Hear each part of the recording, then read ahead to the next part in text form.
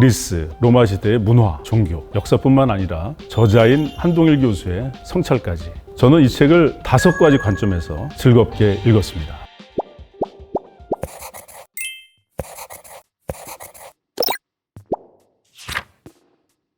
쉽지 않은 인생길을 살아가면서 만나면 참 좋은 친구, 역시 MBC입니다. MBC 다음에 좋은 친구가 저는 좋은 책이라고 생각합니다. 인생 선배의 경험을 들으면서 생각의 지평도 넓힐 수가 있고 친한 친구들처럼 격려와 응원도 해줍니다. 꼭 필요한 정보도 주지만 우리들의 감성과 영성에도 좋은 길잡이가 되어주죠. 오늘도 느낌표 하나를 전해주는 책과의 만남, MBC 아나운서와 예스24가 함께하는 이 책 하나입니다. 안녕하세요. MBC 아나운서 이 책 하나의 북잡기 김범도입니다. 제가 재밌게 읽었던 책 중에 2017년에 출간된 라틴어 수업이라는 책이 있습니다. 그해 베스트셀러가 될 만큼 많은 사랑을 받았는데, 라틴어 수업이 참 좋았던 건 라틴어라는 언어를 시작으로 해서 그리스, 로마 시대의 문화, 종교, 역사뿐만 아니라 저자인 한동일 교수의 진솔한 성찰까지 담담하게 우리가 만날 수 있었습니다. 그래서 한동일 교수가 라틴어 수업 2번째 시간으로 새로운 책을 출간했다는 소식이 개인적으로 참 반가웠는데, 오늘 그 책을 소개해 드리겠습니다. 바로 믿는 인간에 대하여, 이 책입니다.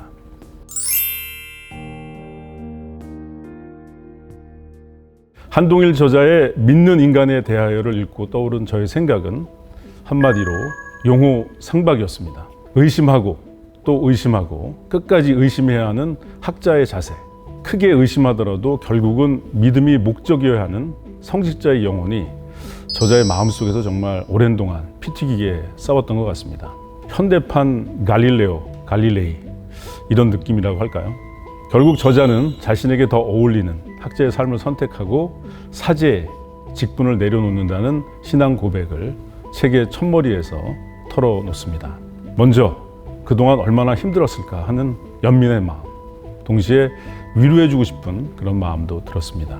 이런 고민과 갈등이 북한강과 남한강이 만나는 두물머리처럼 인간 한동일의 믿음을 더욱 깊게 하고 삶을 풍요롭게 했다는 그런 생각도 들었습니다.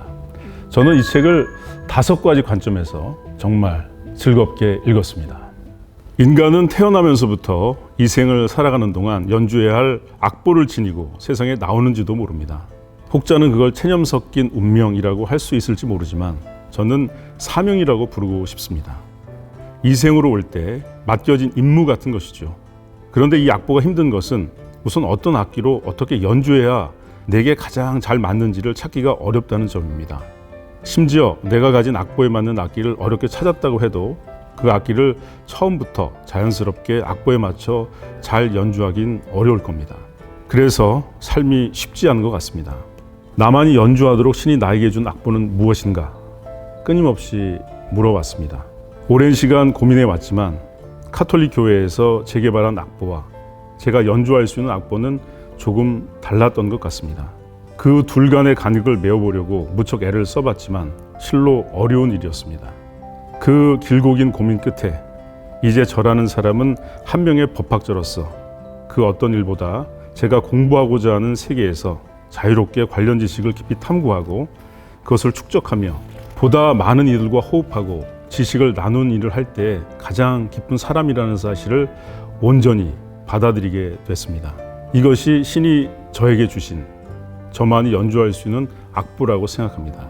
그렇다고 해도 저의 모든 정체성은 카톨릭에 바탕을 두고 있으므로 앞으로의 삶의 방향 역시 큰 틀에서는 크게 변하지 않을 것입니다. 첫 번째, 라틴어 수업입니다. 저도 대학 시절에 라틴어 수업을 들었습니다.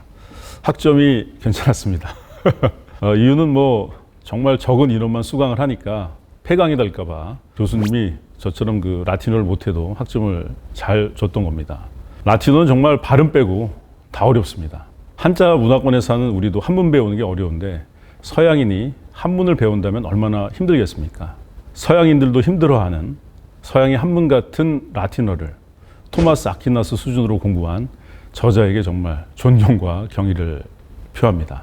번역은 설악산을 직접 오르지 않고 케이블카를 타고 가는 것과 같지만 저자의 라틴어 설명은 케이블카를 타고 가면서 설악산 구석구석의 바위의 모습, 계곡의 소리가 담긴 동영상도 함께 보는 듯한 그런 즐거움이 있었습니다. 두 번째, 셰익스피어의 로미오와 줄리엣은 팩트의 관점에서 보면 성직자가 개입된 젊은 남녀의 치정 살인 사건입니다. 그렇지만 이 사건을 통해서 셰익스피어는 인간들의 오래된 원한이나 정치, 종교, 이념의 갈등을 해결하는 것은 목숨조차 아끼지 않는 사랑이라는 이야기를 간절하게 하고 싶었던 거죠. 과학적인 팩트는 검증이 가능하지만 이야기는 이해와 믿음의 영역입니다.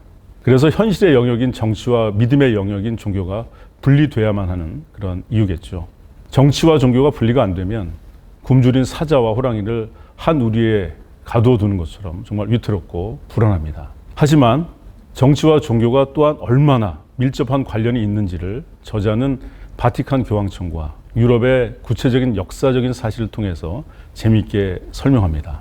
세 번째, 우리는 보통 종교적인 믿음이라고 하면 맹목적인 믿습니다, 이걸 생각하는데 오히려 크고 굳센 믿음을 가지려면 큰 의심과 질문이 꼭 필요한 것은 아닌지, 그래서 학문하는 자세와 종교적인 믿음이 분리되지 않고 하나가 될 수 있는 것이고 또 그렇게 되어야만 하는 것이겠죠. 그런 경지로 나아가려면 오랜 시간 동안 한없이 방황하고 치열하게 공부하고 수행해야만 합니다. 예를 들어서 예수께서 마음이 가난한 자는 복이 있다, 천국이 그들의 것이다, 이런 말씀에 그저 아멘 하는 것이 아니라 왜 마음이 가난해야 하는지, 마음이 가난한 것은 어떤 것인지, 천국이 어떻게 해서 마음이 부자인 사람이 아니라 가난한 사람의 것이 될 수 있는지, 그렇다면 천국이 이 땅에서도 나의 것이 될 수 있는지 끊임없이 질문을 해야 합니다.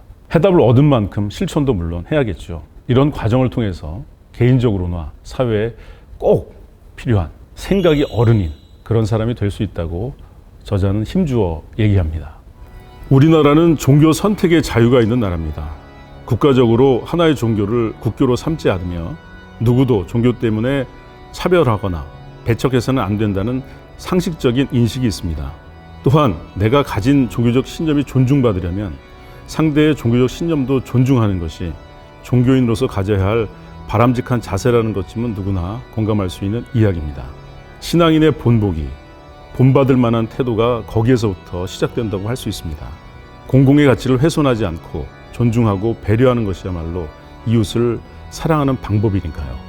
그렇기 때문에 종교의 자유라는 이름 아래 혹은 종교적 가르침을 전한다는 이유로 자신의 모든 행동이 신에게 기쁨을 주는 종교적 실천이 된다고 생각하는 것은 큰 오류이자 오만입니다. 성경에서 예수가 내가 바라는 것은 나에게 동물을 잡아 바치는 제사가 아니라 이웃에게 베푸는 자선이다 라고 말했던 의미를 그리스도교뿐만 아니라 모든 종교 공동체가 모른 척하지 않아야 합니다. 이번에는 네 번째 즐거움의 포인트를 말씀드리겠습니다. 춘추 전국시대 공자는 대규모 토지를 가진 제후들을 대변하는 철학 성향이 강했습니다.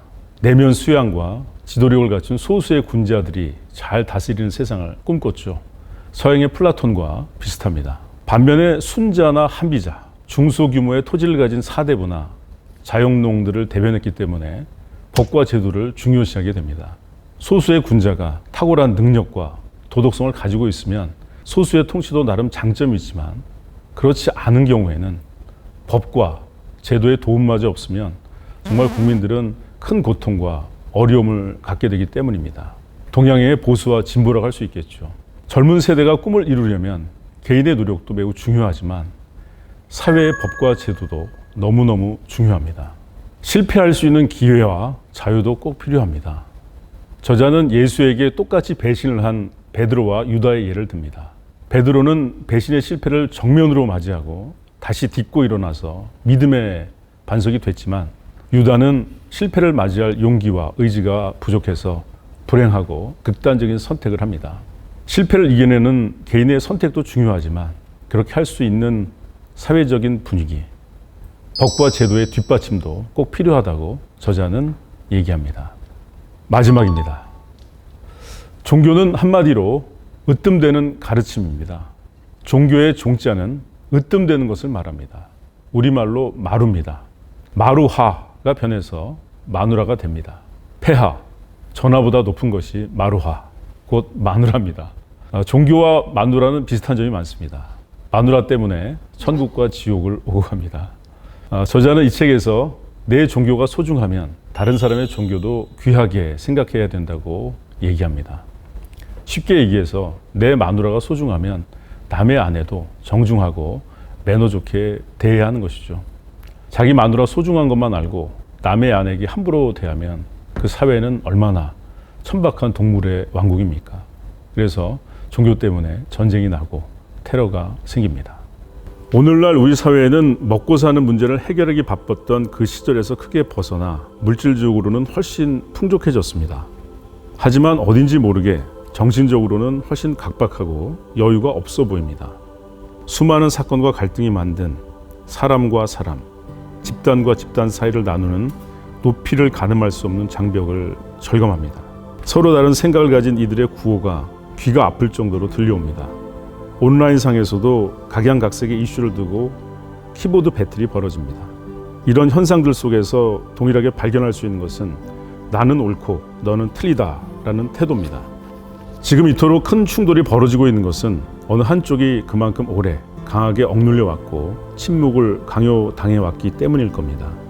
하지만 조금 달리 생각해 보면 아무 소리가 들리지 않을 때보다 큰 소리가 들릴 때 변화의 씨앗이 탄생하는 것이 아닐까 하는 희망도 발견됩니다.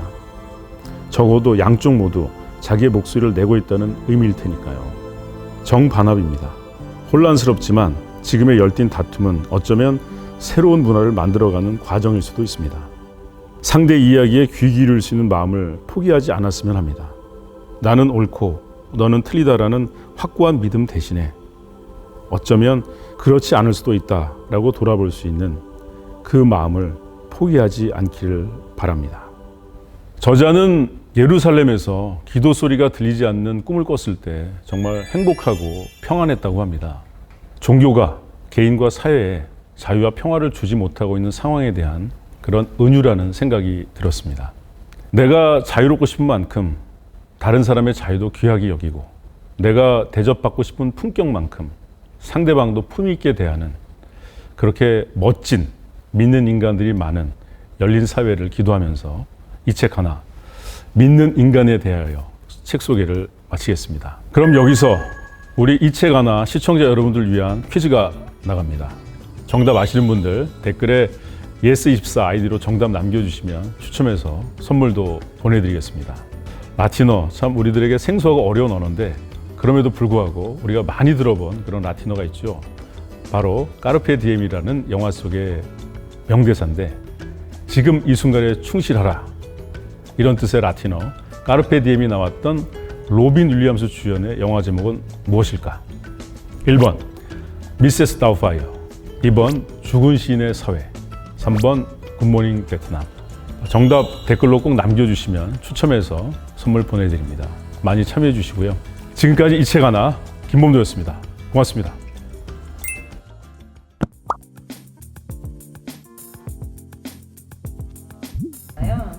그런 분들한테는 뭐라고 말씀드리고 싶으세요? 저는 뭐 이제 사실 제가 믿는 종교에 누가 될까봐 크리스천이라는 얘기를 잘 안 하는데 오늘은 뭐 솔직하게 저도 크리스천이라서 읽으면서 뭐 되게 행복한 시간을 가졌는데 우리 한동일 저자는 종교적인 이야기도 많이 하지만 중세 이후에 근대 현대로 오면서 정치 또 외교 법에 있어서 구체적으로 설명하고 있어서 뭐 종교적인 어떤 그런 접근이 아니어도 유럽의 역사라든가 발전 과정을 볼 수 있는 중세 이후에 그런 걸 살펴볼 수 있는 아주 좋은, 그리고 뭐 라틴어는 사실은 이제 기독교하고 전혀 관계없는 또 하나의 그 문명이기 때문에 뒤에는 이제 기독교가 섞이긴 하지만 그래서 한 가지 빛깔만 갖고 있지 않아서 강추하고 싶고요. 그리고 이제 자기하고 종교가 달라도 개인이 추구해야 될, 또 사회가 추구해야 될 좋은 의미와 가치가 있다면 그런 거 익숙해지는 것도 좋은 훈련이라고 생각해요. 그래서 저도 크리스천이지만 뭐 금강경, 반야신경은 뭐 성경보다 더 많이 읽고 그렇습니다. 네. 읽으시는 것 같아요. 예. 교수님, 평소 독서 취향 궁금합니다.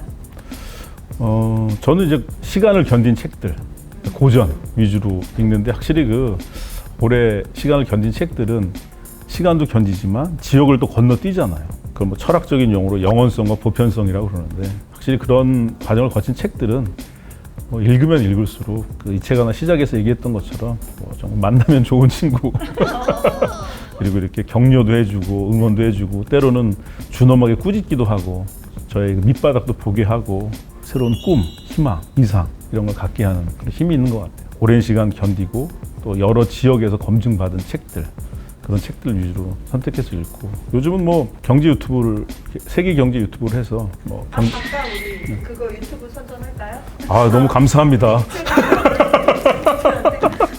우리 아나운서 우리 저도 구독하고 있습니다. 파보세. 예, 이 책 하나 시청자분들과 굉장히 어울리는 품격이 어울리는 그런 경제 유튜브 파보세입니다. 이 책 누구한테 선물해 주고 싶으세요? 어떤 분한테? 워낙 이제 많은 사람들한테 선물하고 싶은 책인데 팩트 위주의 사고를 하는 되게 중요한 거거든요. 또 네. 과학 같은 경우는 이제 팩트 검증해야 되는 거고. 그렇죠. 근데 이제 인생은 팩트로만 이루어져 있지 않고 이해해야 될 이야기도 많은데 그런 이야기 쪽으로 좀 마음이 열려 있지 않은 그런 사람들에게 선물하면 그게 또 새로운 지평을 열어주는 그런 책이 되지 않을까. 그래서 좀 팩트에 강한 인간들에게 좀 선물. 네, 고맙습니다. 감사합니다. 네, 고맙습니다.